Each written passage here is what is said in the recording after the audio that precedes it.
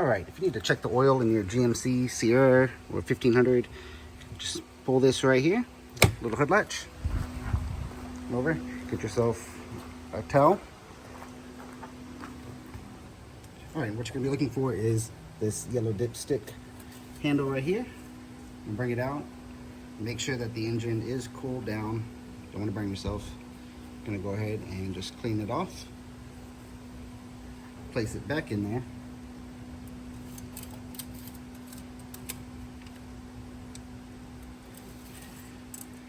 Bring it back out. And then what you're gonna want to look for is these little hash marks here. Here. You want that oil level to be within those hash marks, preferably in the middle or a little bit higher. So this one, we're good to go. If you are low, you can just add a little bit more right in here to get it filled up to where you need to be, and you're good to go.